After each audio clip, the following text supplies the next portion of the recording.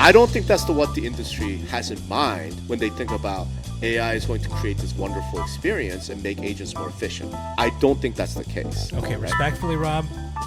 Okay, boomer. Yeah, exactly. I mean, look, let me put it this way. I remember back in the day when exactly. Right, fine. a pound was a pound. This is Industry Relations, a podcast at the intersection of real estate and technology from an insider's perspective. Sponsored by Cotality. Stay tuned to learn more with Rob Hahn and Greg Robertson.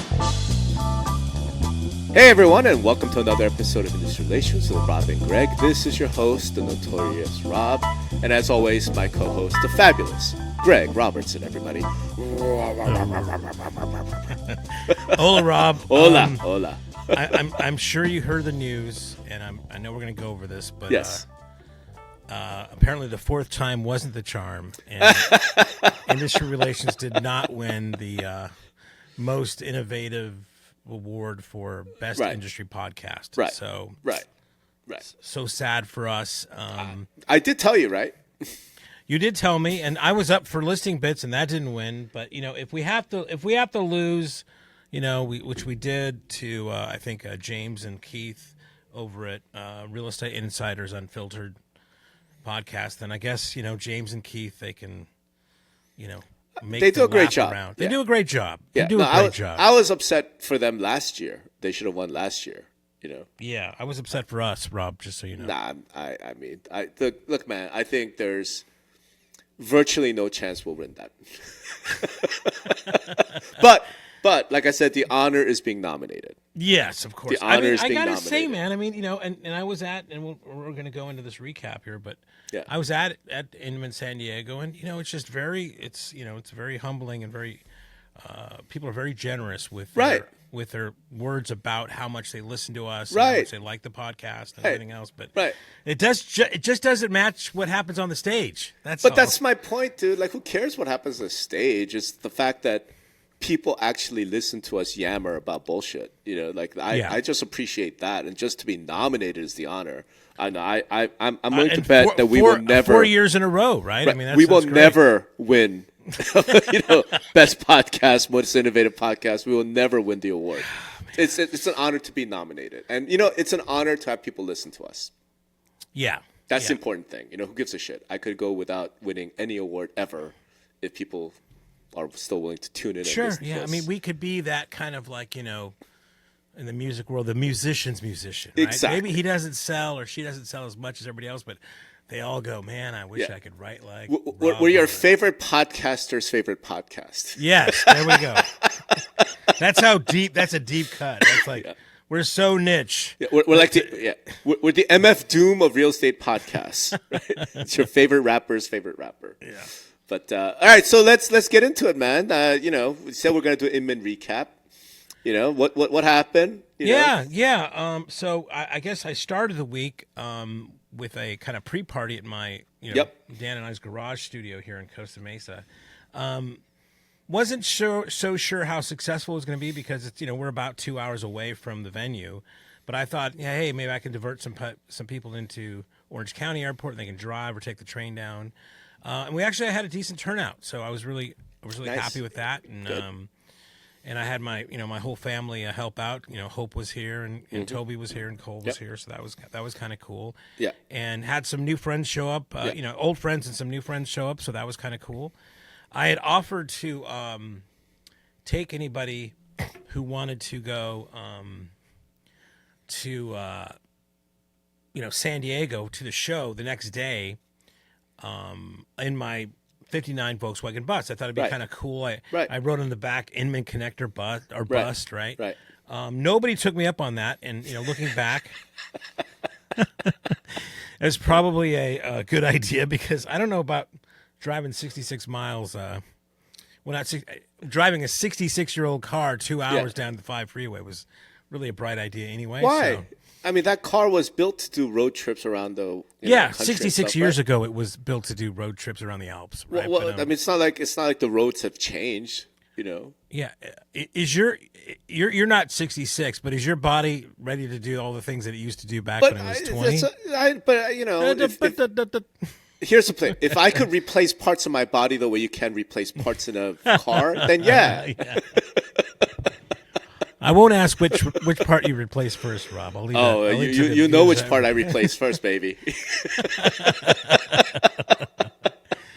But anyway, I got down there Tuesday and kind of like I was pretty good with my rule, not going big, because we had the CEO Connect in the morning, right? That's right. And that was cool. And that was off-site. That was at 8 a.m., so we went off-site. And I'll tell you, San Diego, right? I mean, the rub is like, okay, Inman Connect has been in Las Vegas for so long. Right. There's a big draw to that. Right. And you could tell there wasn't as many people there, not as many agents at the thing, but I think it's a transitional year. Plus, let's be honest, it's a tough, I was going to say, man. Lowest transactions ever, blah, blah, blah, whatever, right? Yeah. But it was nice to be kind of outside, walking from the hotel to the Gaslight District. Sure. When we were at the CO Connect, they had kind of courtyard. Everybody was outside with some table rounds, just kind of gathering and kibitzing instead of being, in, a casino or in a hotel all the time. So that was nice. I guess the two things about CEO Connect that I like, it's just, everybody's there, so you get to kind of kibitz in the hallway there a bit. But Brad did an interview with Kevin Sears, right? So Kevin, of course, is the NAR president, has been. I think he's had a long tenure because of the whole shakeup of... That's right, the scandal. The scandal, and then, of course, the settlement, right? So he, you can tell he's at the last of his journey on that, and he's like being more reflective and not so kind of cagey about and I think Brad says, so, you got started when there was the big sex scandal at NAR. Yeah. and the settlement, and he didn't even flinch, right? He didn't even try to whatever. He's just like, whatevs, man. Yes, I am. And it's been a journey. He kind of talked a little bit about that and when he got the call. So it was that a little bit. But two things I think for maybe our listeners are listening might kind of take, and especially the vendors. So one thing was he talked about their budgeting process for NAR and what it was for this year and what it is for next year, and they base it upon a part of it is on the membership count, right? Right. And I think you and I had wild predictions of what that membership count would go down to. Yeah. Well, they had predicted I think 1.4 million realtors this year. They're actually about 65,000 above that number, so it never reached the kind of that point. And then for next year, they've got it down. They're budgeting 1.2 million, which is nuts to me. That's a big jump, a big drop. He says that he doesn't think that they're going to actually, it was pretty pessimistic to think it would go that low. But he did admit, there's two things that was interesting. He did admit that one of the reasons why was this kind of, non-realtor movement, right? So they thought maybe they were just preparing themselves that caught a little bit more steam. Yeah. The second thing, and he said this in passing, and I'm like, I've been looking for this fucking number forever. And talking about agent churn, he says, well, Lawrence Young tells us typically our churn's about 20% a year, and blah. And it's just like in a passing thing. I'm like, I've never seen anything published on that number. I thought it was closer to 30, but 20% kind of feels right. And if you think about that, that's a million realtors churning every 5 years, right? That's a kind of a crazy. That's basically the entire membership turning over. Well, 1.5. Not the entire, but it's 1.2. Well, they're budgeting 1.2, but he doesn't think they're going to go that low, right? I think it's probably going to be lower. Of course you do, right? I hope it's not. No, I hope it's not. Right. At some point, we do have to have a conversation about macroeconomics, but this market, I don't. What's going to change? Well, it's interesting you say that because they asked for questions, and I was the first hand up, of course. And my question to him was how do you account for the resiliency of realtors? It just seems to me that everybody's been pontificating about it going down, down, down, and you're up 65 from your 1,000 from your projections. Yeah. And he told me it's there's just a lot of people who want to get in. They still believe in this aspirational dream of being in real estate, and that just kind of buoys everything up. So, does it make any sense? And I think he cited also kind of the lower cost to get in, right? There's the barrier to entry is kind of pretty low. but I mean, it is resilient. It's just remarkably resilient. And I think anybody in this business that's in the kind of organized real estate that is relying on the number of agents to be driving their business, I think it's good news. Now, you got something different you think might happen. No, it's not. I'm just saying, like, to your point, the attendance was a little lower than what you for Inman itself, yes, right? Because the market fucking blows. Right? Yeah, I mean, this is no secret. Agents are out there; they're hustling. But when you have like that many people hustling, the better agents with more experience and more of a network and more presence, they're going to win more deals. Which means it gets harder and harder to go after smaller. We're down to below 4 million, I think, right? Well, we don't know yet, right? I mean, it's not looking good. Everybody's projecting something. The last figure I saw was under 4 million. Yeah, that's crazy. Home prices aren't dropping; they need to drop like 30%. So people are counting. It's not going to happen. People are counting on rates dropping, like Trump's going to fire Powell or whatever, and then they're going to cut rates. I don't want to get heavy into macroeconomics, but if they cut rates, there's a really good chance that the number will drop even further. It's this bizarre counter thing, right? Yeah. So, I mean, what happens if we end the year like at 3.5 million? Like, there's going to be a bloodbath, It's tough. So maybe the 20% this year goes to like 30% or whatever. So I'm just saying, it could be. I mean, there's a doomsday scenario where it's under 1 million, but I wouldn't be shocked if they ended the year around 1 million instead of 1.2, which is what they're projecting. That's this year? Yeah. For realtors this year? What do you mean? You're saying 1.2 million realtors this year? I'm saying because the renewal happens around November, December, right? I could see post-renewal the number of realtors being like closer to 1 million than 1.2. That's all I'm saying. Right. Oh, wow. I don't think so. Again, Kevin Sears doesn't think so either, right? Of course. I'm just saying, like, unless something changes in the economy, and this has nothing to do with the realtor movement, the non-realtor, it has nothing to do with any of that. It's just literally like macroeconomics. Yeah. Nobody's buying houses. Yeah, but I mean, again, it's almost like from my question to him, it's almost like it's just not a lot of low barrier to get in there, and then to keep it, it's not that expensive. So that resiliency, whether the market is going or not, we already know that a vast majority of them aren't doing any transactions anyway. Sure. What does the number of transactions have to do with that number anyway? Sure. Right? Yeah. I mean, look, people buy lottery tickets, right? So yeah. No. Exactly. Exactly. Good to analogy. Me, that's a tax on people who are bad at math. It is a tax on people bad at math, but for NAR, they pay those dues, and those dues keep that organization alive. So that's right. Yeah. That's right. All right. So that was interesting. Okay. So there's Kevin Sears. Yeah. So the other stuff was there was a couple other speakers there. I like the German Buffini came and kind of talked about some stuff there. They talked about AI a bit, of course, right, and how that's going to change things. I've heard that. But so before you leave CEO Connect, though, right? So this is where like the big company CEOs all get together and talk. Like, what are those guys paying attention to? What are they talking about? Right. And not on stage. Yeah. Well, here's a big takeaway. I thought, right? The real scoop, my friend. Yeah. The real scoop.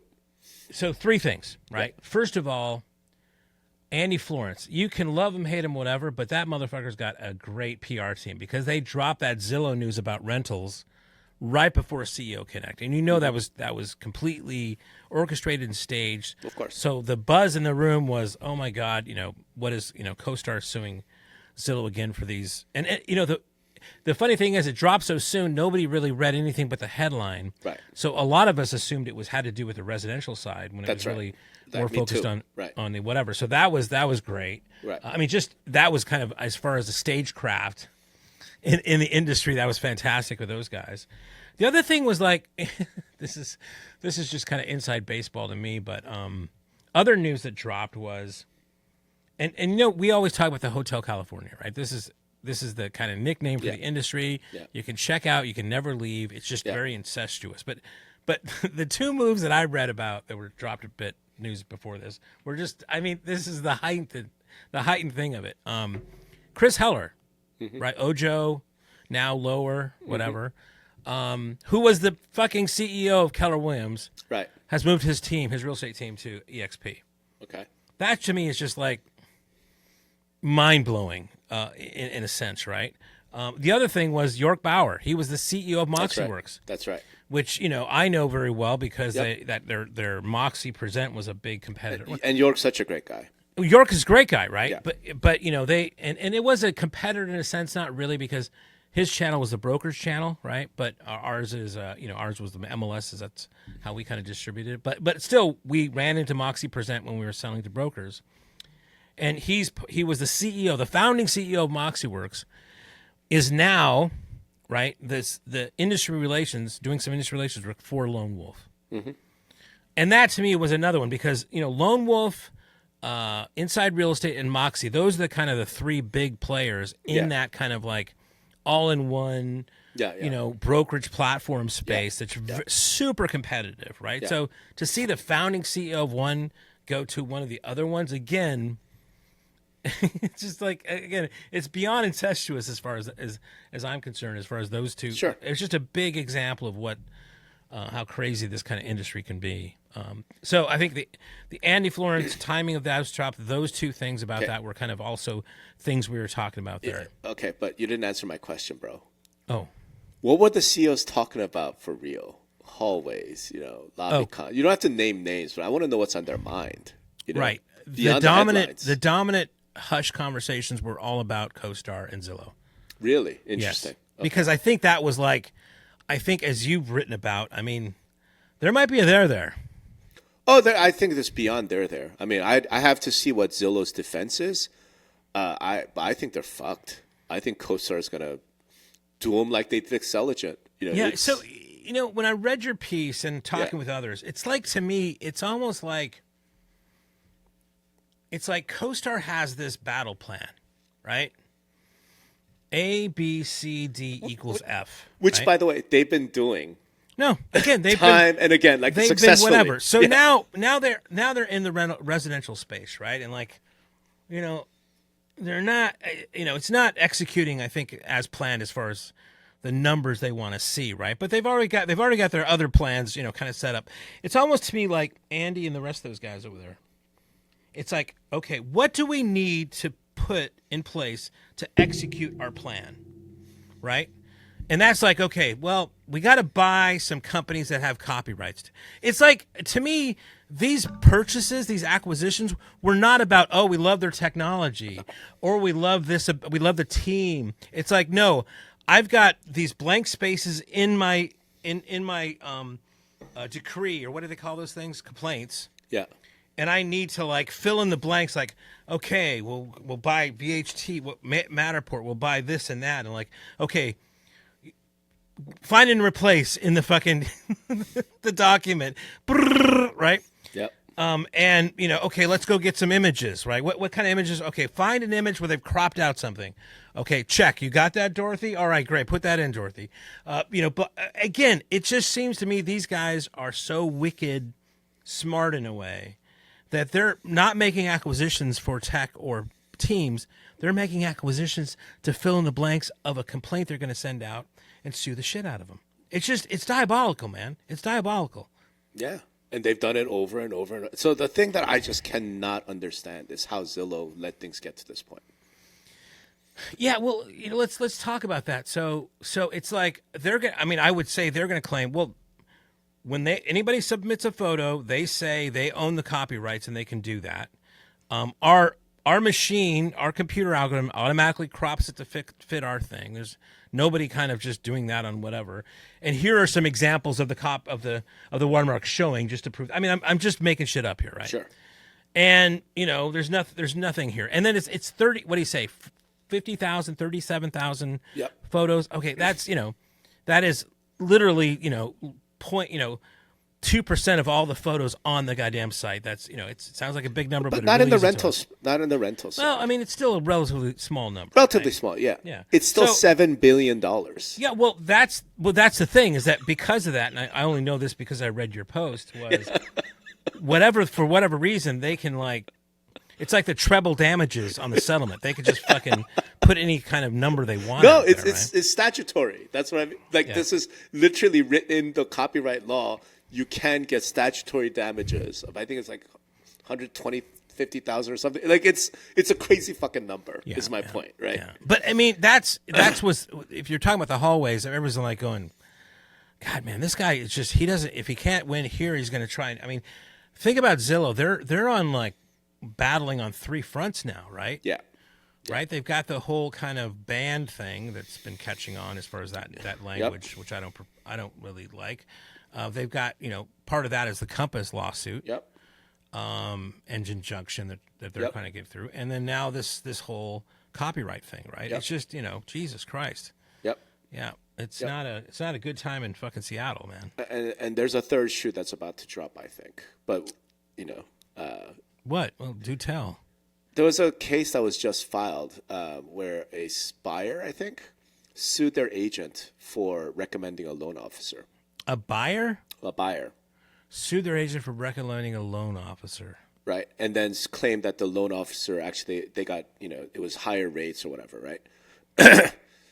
Zillow does a lot of loans. Well, that's the whole Rocket fucking Redfin thing, right? I know, but that goes out the door. Then I know, but somebody paid too much money for something. I've been hearing some stories of like some of the things that Zillow does to get the loans generated.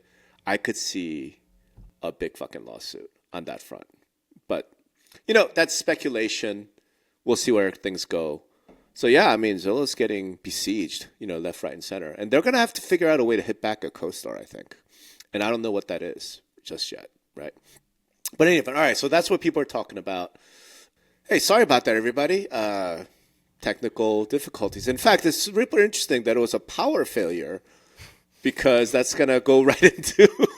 I got too many people in the studio here, I guess. It's going to go right into the whole AI conversation because what I've been hearing is like Inman was like all AI all the time.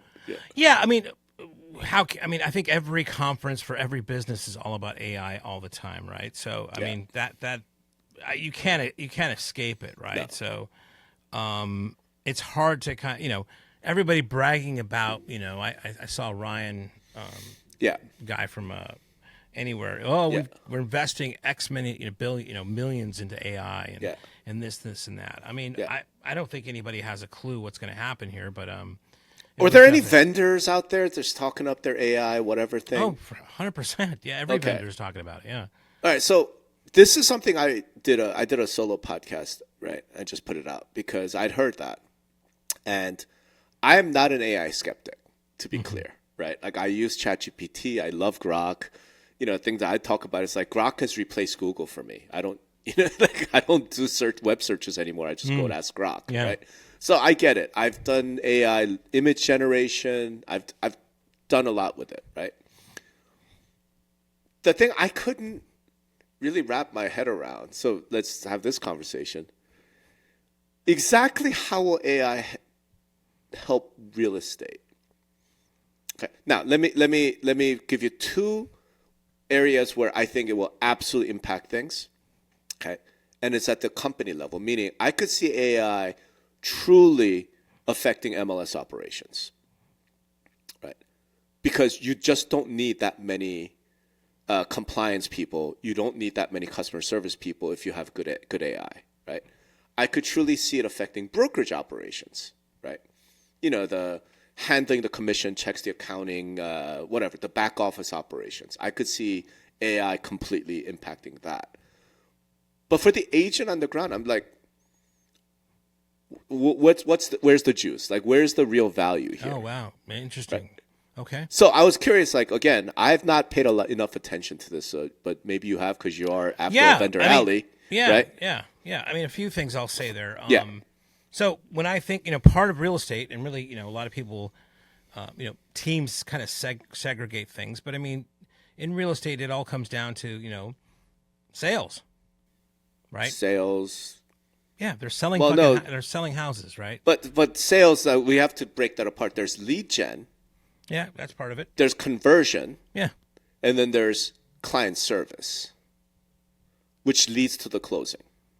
Sure, but I mean, there's people, somebody wants to sell their house. They're looking at people to do it with. Right. I've got to sell them on me. Right. Right. I mean, it's right. So let's start there. Okay. So step 1 is there's a homeowner who wants to sell his house. Right. And I'm as a salesperson, I send them postcards. I've done emails. I've done the block parties. I've done all these kind of things as far as I am. You've marketed yourself. Right. Now. So can AI help me in everything that I just mentioned? Absolutely. How? What? Okay. I used it today, and I can see an agent using it this way, right? Okay. As you are in sales, right, with giant steps and, helping out Cole with Tuesday, you get ghosted sometimes. Okay. Right? Just by whatever. I mean, I wrote a quick email, like just trying to, hey, following up on our meeting, nobody answered the email, whatever. So I just took my thing, I put it into ChatGPT. Hey, can you make this a little more engaging? Okay. Add some humor to it. Yeah, sure. And it gave me, and I says, well, the first one was good. The second one wasn't good. The third one, well, the second was actually pretty good. I made some changes, sent it off. Yeah. Boom, they responded back. Okay. So, right? So I mean, if I'm going to make a marketing message, if I'm going to do a Facebook post, right? Again, same thing. Well, I need, I'm not really getting a lot of traction here. Let me try something else. I can use ChatGPT to make a more compelling, help me make a more compelling Instagram post or add an illustration to my Facebook post, or I mean, all these content things, which a lot of realtors struggle with. I mean, they're only, there's only so many dances you can do on TikTok. I mean, you have to come up with something. I mean, it's a tremendous benefit for anybody in a sales and marketing. Oh my God, for sure, marketing. I mean, writing content is kind of some of the stuff that is writing marketing content is some of the toughest stuff you can do. Not everybody's a good writer like you or I. I mean, relatively. Well, I mean, all that kind of stuff is fantastic for AI. Time out. Yeah.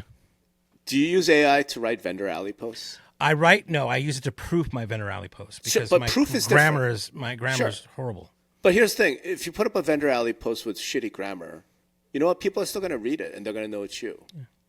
Like I've tried. And here's the thing: I've actually tried. There are so many marketing people right now who are just going straight from ChatGPT right on the website. I understand, but then they sound like a fucking AI. It's it's getting much better, especially if like I've pointed mine to Vendor Alley, to kind of like I've also uploaded my draft of my PDF of my book, The Art of the CMA. Sure. So it gets my tone. So in my proofing also, right, I can ask, it's actually said this matches a little bit better. I proofed this for you. Would you like me to, do a version that is a bit more your tone? This doesn't really sound like you sometimes, right? Right. I mean, it's spooky that way, dude. So I mean, and I tell you right now, if I went in there and I says, hey, here's a topic, write it in the voice of Rob Hahn, you would be like, holy shit. I bet you I wouldn't, because I've tried that, right? And what I discovered so far, I mean, again, maybe AI will advance in another few years. I'm saying right now, right?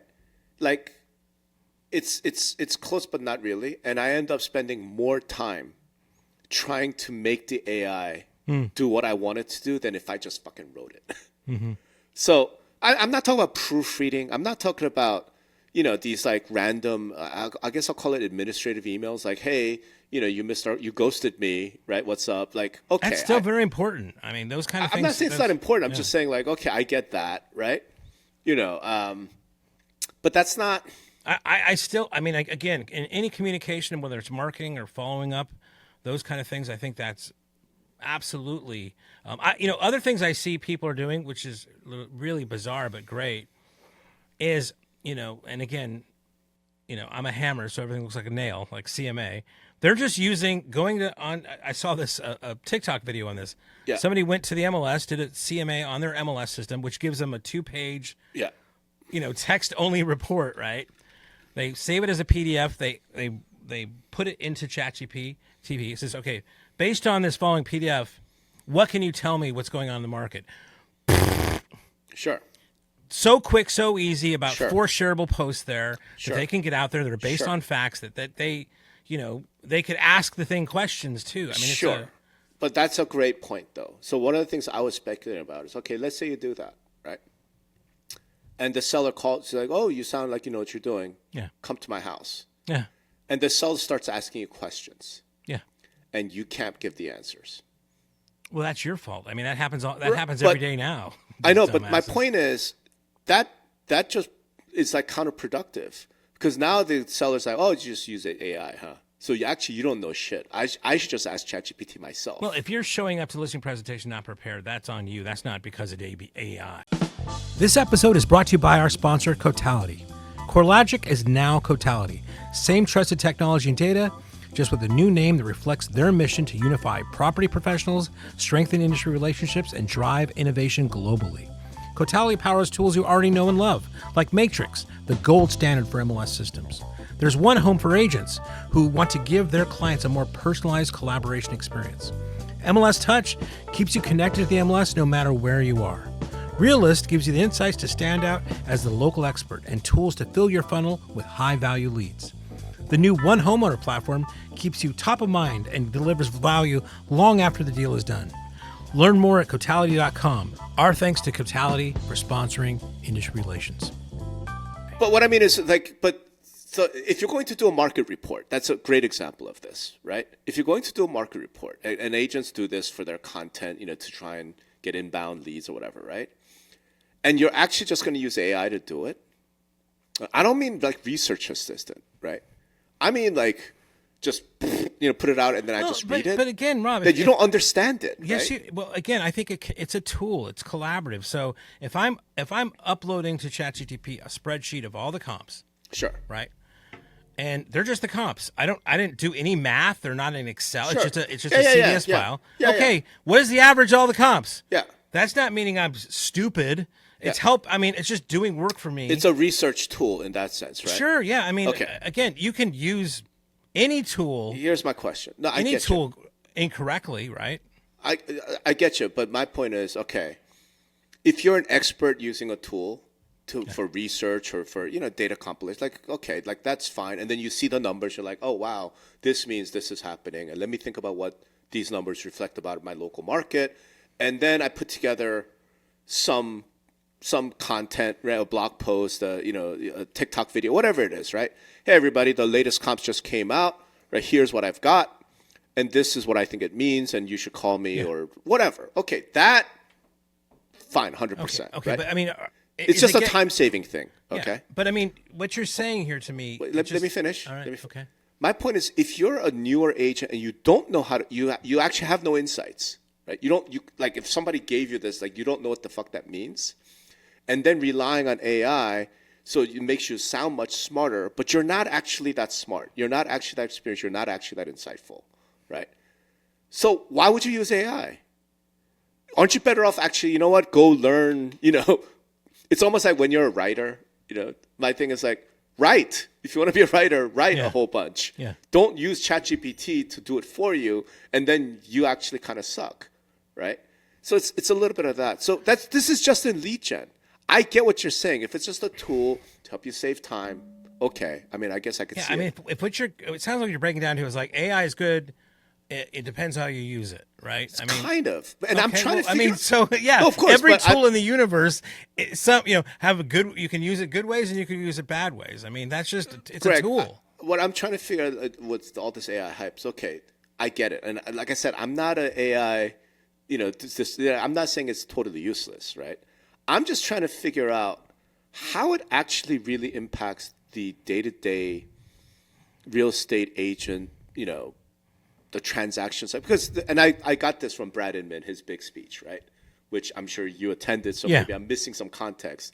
We're talking about a brand new vision. It's joyful experience, right? It's going to make agents much more efficient and deliver this joyful experience to consumers. And I'm saying I don't know how AI would do that.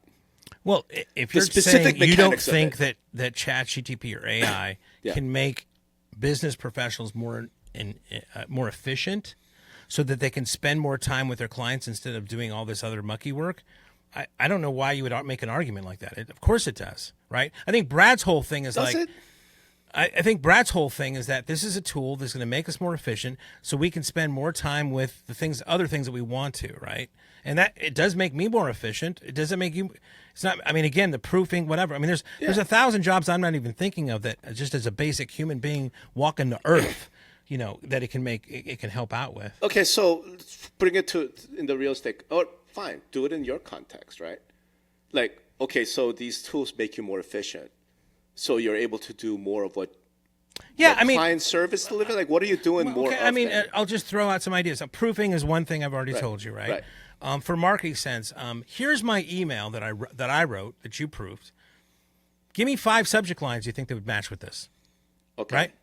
It helps get the fucking juices going. Okay, fine. Hold on. Okay, you're asking me, right? I mean, I can go on for an hour, bro. I could go on for an hour. Greg, my point is this. I'm trying to figure out how that then affects this delivery of joyful experience. Here's what I mean by here's how. Hold on, time out. Let me ask you a question. Okay, your client MLS CEO calls you. Yeah. Hey, Greg, I need to talk to you about this thing that we're doing. Right. Right. Are you really like, hey, I can't talk to you because I got to write some emails? I'm doing something at the time. Sometimes I'm on another call. There's thousand things. But if you're on another call with another client, that's different. I'm saying, have you ever in your life said, hey, Mr. Client, I would love to talk to you, but I have to proof this email? No, but I've that has never happened. Well, no, hold on.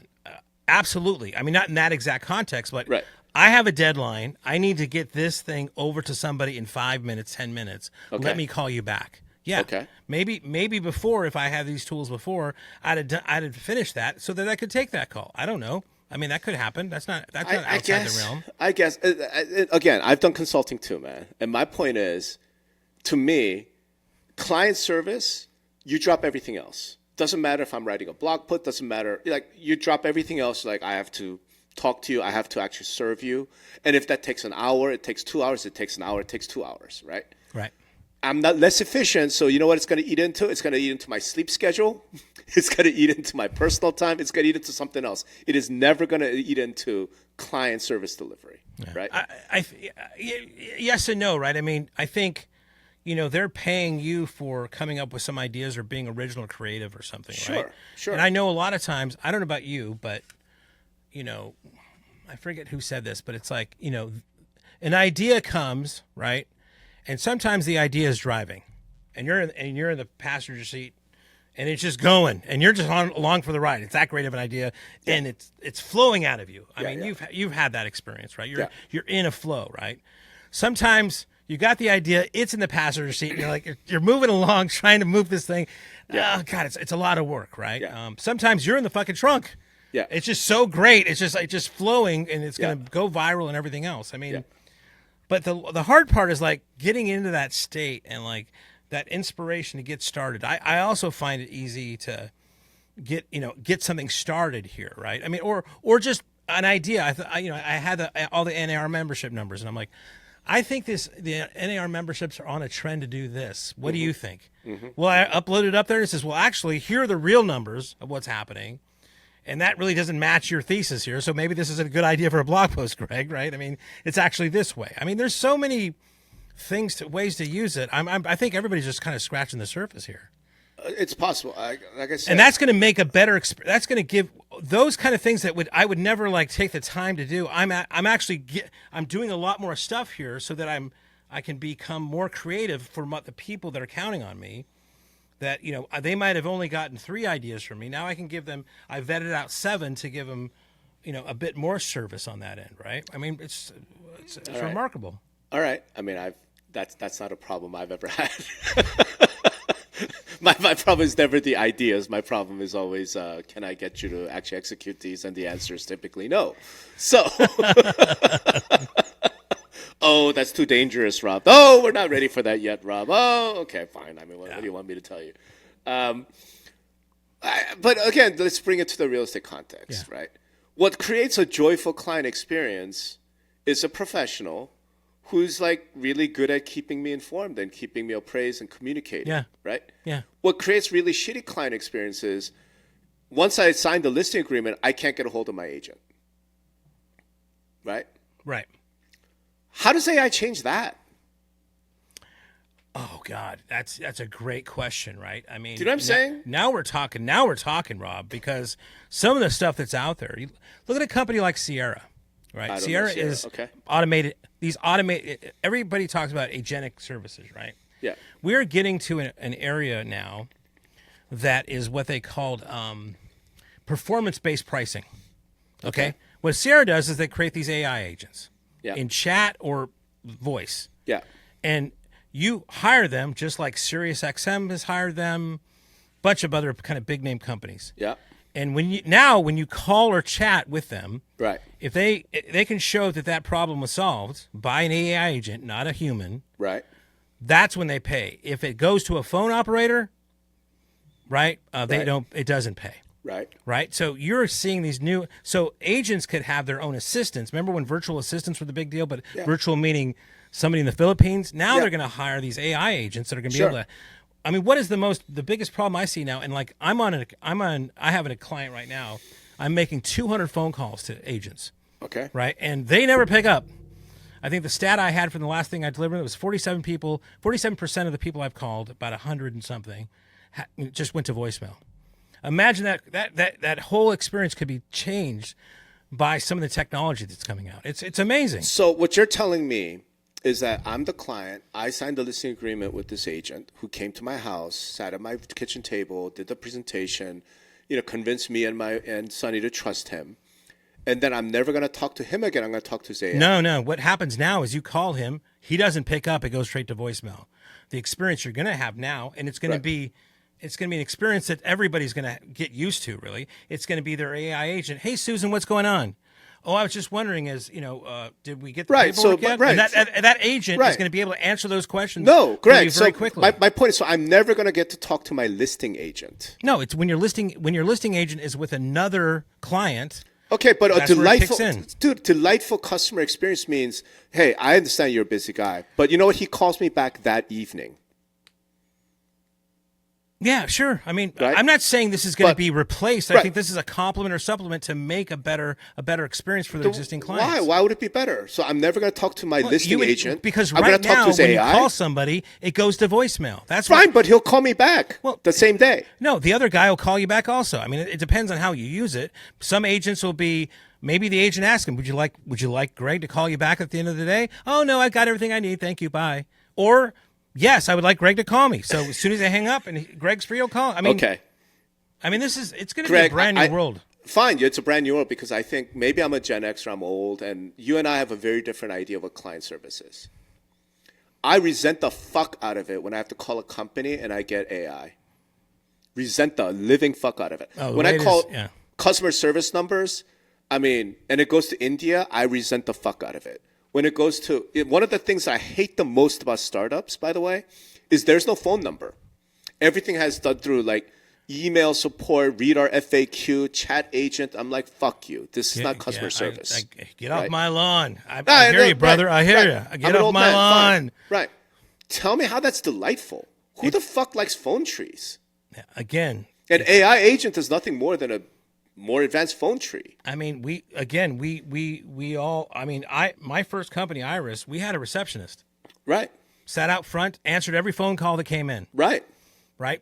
I think a delightful experience, but we couldn't hire 3 of them for the number of calls we were getting. So we put a phone tree service in, press 1 for support, press 2, which was her job. Right. Well, who do you want to talk to? Oh, that's support. Click. I mean, technology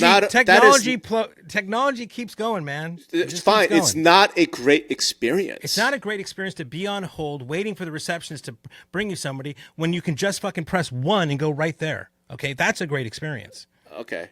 I mean, think what you want. So here's the thing. If you're going to go down this path, right, and this is my issue with it, all this like AI is going to change real estate. I'm like, yes, it's going to make certain things a little bit more efficient. I don't really see it having a huge impact on lead generation. I don't. Oh, huge impact on lead generation. Yeah, I don't really see it having this huge impact on conversion either, right? And I don't see it having this huge impact on client service because once you are hired, you're in the actual like flow of the transaction. What the client wants is you. Not your fucking assistant, not your agent, not your AI. What the client wants is your voicemail. Or your voicemail, right. And so one of the worst things, obviously, is like I called my agent and didn't get back to me for 7 days, right? Like, that's just shitty service. I don't know what to say. Yeah. Right. And to say that, well, I'm going to put in this like AI agent, so you can't talk to me, but talk to my AI. That is a terrible experience. I think it's better than getting voicemail. I think some of these things are better than voicemail for sure. Okay. I suppose it's better than total dead silence. I suppose you that's speaking into some magical hard drive somewhere where right. somebody But says, if you're "Hey, yeah. Greg's not available right now. He really, really, really loves to talk to you. If there's something I can do for you right now, and I'll have Greg call." I mean, if I could, these guys are pretty smart. They're going to create experiences that you're really not going to believe. I guess what I'm getting at is like the great agents, they create experiences, right, where it's them. Yeah. And again, they can't clone themselves if they're on a listing presentation giving them that best experience. Right. You got to set expectations up front. From there. Fine, you got to set expectations up front, and then you've got to do. You know what? Maybe you have to do fewer deals, or just tell them, or just tell the client, "Hey, man, I'm Walmart, right? When you call me, you're gonna get my AI. Sure. When you chat with me, you're gonna get my AI, and that's what it is, right? Like, take it or leave it, right? That's just how it is. I'm volume, and I'm not any less expensive. Fine." People are going to go with that. But to say that that's going to create a delightful experience, get the fuck out of here, is my point. What Brad wants, the joyful experience, the only way that happens is via top-notch professionals who are constantly in communication. That's it. No, right? That's why people hire other human beings. Again, these things, these tools can help them be more efficient so they can deliver that more experience. Right. So that then goes to my thing. It's like, but if you prioritize client service, everything else goes secondhand. Everything. Right.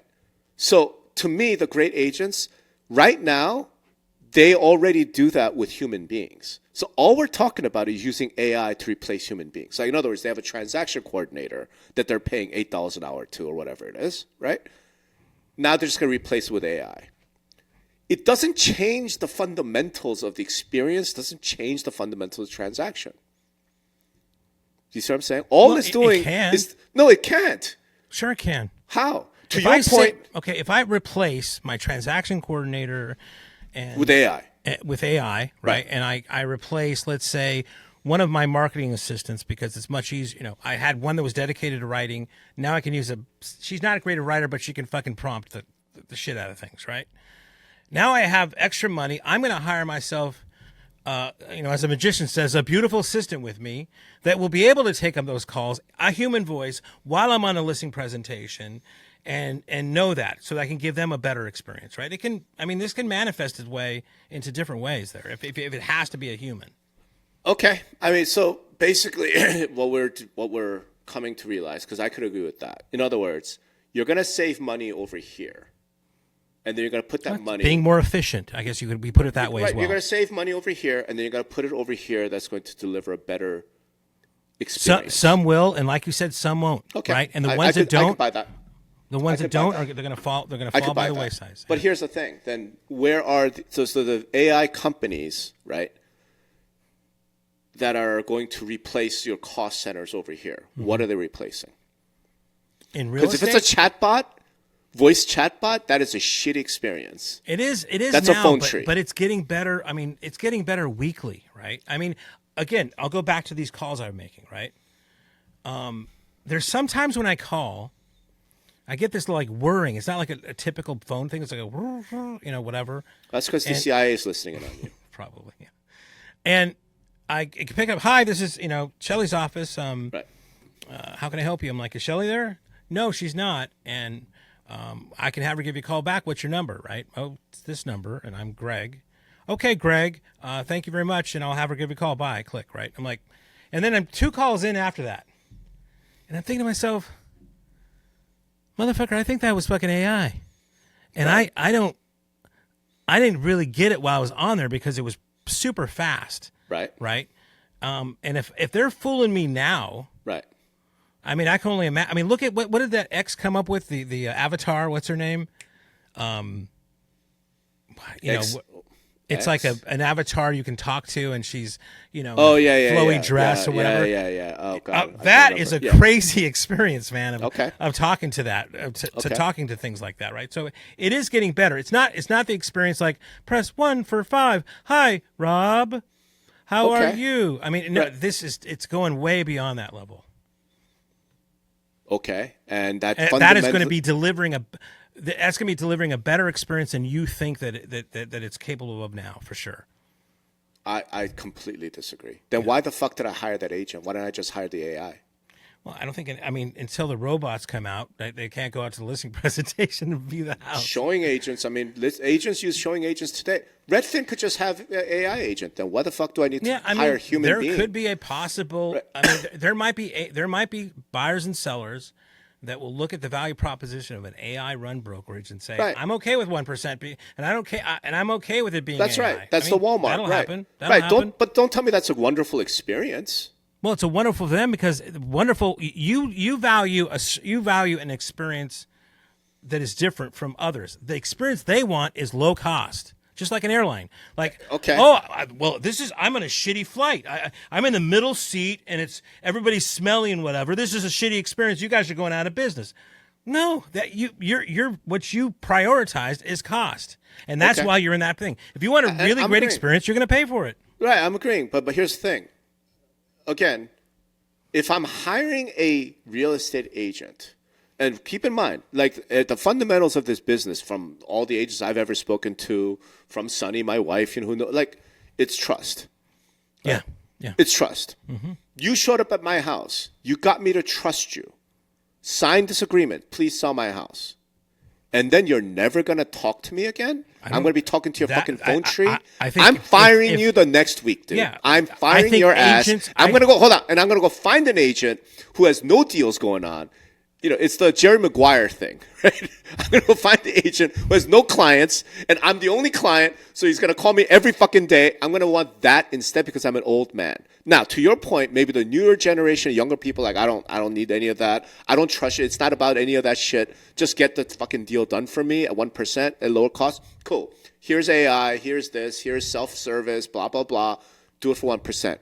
I don't think that's what the industry has in mind when they think about AI is going to create this wonderful experience and make agents more efficient. I don't think that's the case. Okay, right? Respectfully, Rob. Okay, boomer. Yeah, exactly. I mean, look, let me put it this way.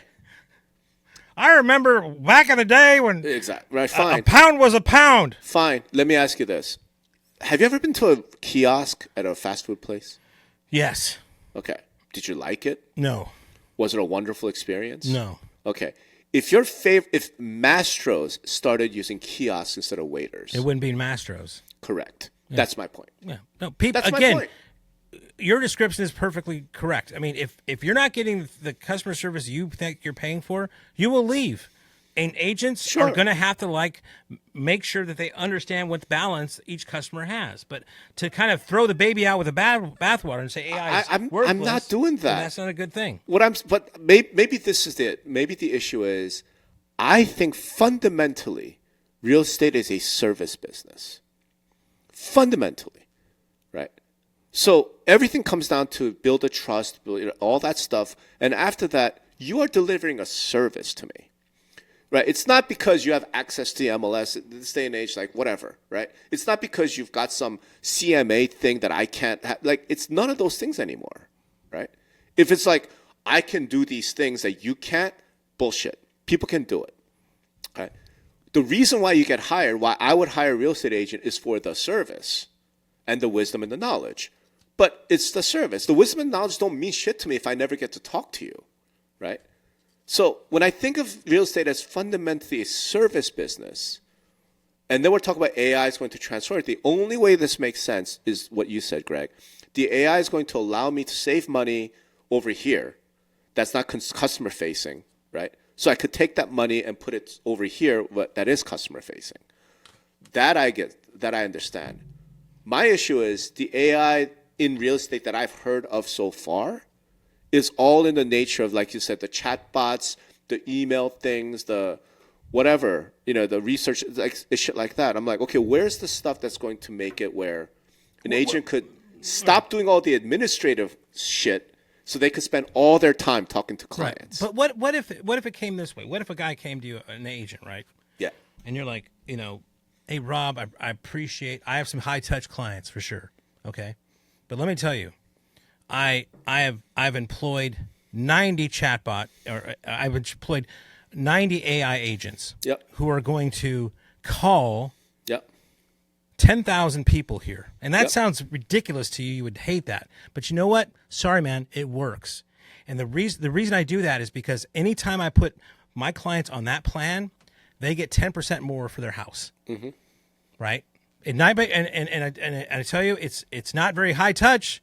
Right? You're going to call me, and the stat that I'm going to give you, okay, there are 10,000 calls through of the 90,000. I'll let you know when it comes, if anything changes before then, Rob. Right. Right? Right. And people might be like, well, shit, if it's going to be me 10% more on my house, I'll fucking go for it.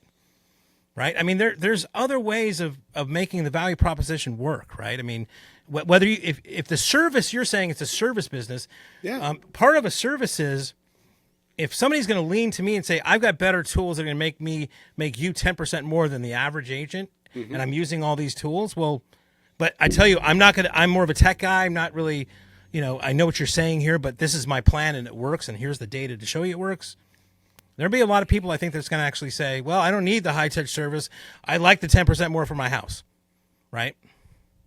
If you don't need the high-touch service, then just fucking go to Redfin. And do it for $50 because it's all AI. Okay. I mean, high touch service AI. I mean, okay, like under that world, I guess the industry's fucking over, right? Because people don't want service. I think there are people that in a demographic and a band of people that want the kind of service you want. Others are at the bottom of the spectrum who don't care, right? I mean, and I think AI can serve those things all the way up and down that band. Greg, so let's agree to this. I get you. I think what I'm saying is real estate, as I understand it, the value of the real estate agent is to be Mastros, okay, is to provide a service. If you're going to provide less service, then you have to charge less money. Right. You have to be McDonald's with a kiosk, right? And I know what I'm getting. Middle things in there. It's a range for sure. Dude, it's going to be a tough range because you don't have to be Mastros. You have Purple Bricks and you have Redfin. I think those are two different things, but they're discount models. We haven't really seen that in real estate yet, but what you're suggesting is that AI is going to enable all of that. Maybe I could buy that, right? In other words, like I'm walking in, the agent says, hey, here's the deal. I'm an expert, blah, blah, blah. I know the thing. But really, I'm just going to negotiate the deal for you and get you the best deal you can. Until then, though, you're going to be talking to my AIs. I'm going to be like, cool, you're not charging me 2.5% though. Right. I mean, again, if an agent puts it to you that way, then they're just remarkably failed as a business professional anyway. But yeah. You know what I mean? But if you lie to me, if you say, well, I'm going to be whatever, treat you like family, blah, blah, blah, all this shit, after we sign, every time I call you, I get an AI and I never hear back from you, you're fired, dude. It's like, again, I'm a boomer. When I hire somebody based on a trust and professionalism, I expect service, right? Because that's what I would deliver for my clients, right? You're not hiring my AI, you're hiring me, then you get me. I'm going to use AI to take care of all the shit that I don't want to do so I could free up time to talk to the client. Yeah, right? That's how the best agents will use it for sure. Right. So that leads then to say, okay, what are the AI tools that's allowing the agents to do that? The crap that they really are, it's just a administrative... And to that extent, what I came to was the best agents already do that by using human beings. So what it will mean is AI, as it gets advanced, will replace transaction coordinators, marketing assistants, blah, blah, blah, blah, blah. So instead of hiring Sally to enter listings to the MLS, there'll be an AI that just does that'll be part of it. Yeah. Cool. And for the money that I save from having to pay Sally, I'm going to pay, I don't know, something else so I could spend more time doing client service. That makes sense to me. Okay, I'm not hearing that in the industry right now. Oh yeah, there's tons of marketing tools that create great looking marketing things using AI that that used to take forever, right? So I mean, you can even put Canva in that freaking category. Sure. So I don't know. I can't believe we talked about this. Here, that's I will the say theme of this. our podcast. Is, I can't believe we talked that much about this topic. I will say this. All right. I'm no kind of expert in real estate AI, right? You're far more expert than that because you're Vendor Alley. You probably talk to these guys. I'm sure companies out there that are working on this, right? Yeah. I'm sure you guys will be like, Rob, you know what you're talking about. Here's all the ways. Like, yeah. You know what? Respond. Like, let us know. Put in the comments. You want to come on and like be interviewed? Like, just let us know, right? But I am going to ask that question. Whatever tool is that you've got, right? show me how this is going to result in, right? It's only one of two things. It's going to enhance the services that the agent is providing because they're in the service business, right? Through some mechanism, or it's going to lower cost. Yeah. Right. It's the 5-star restaurant, experience, or it's the fast food restaurant experience. Yeah. I don't think the middle works anymore. So I'll leave it there. If you're in the AI space, if you're using AI in your business, you're an agent, let us know. I'm super curious. I'm not a skeptic. Yes, I agree AI will change the world. I just want to know specifically how. Right? What are the steps that this will happen? Absolutely. Maybe we'll have a guest next week. Yeah. That would be great. Yeah. So, all right. Greg, wonderful arguing with you as always. And get off my lawn! I know.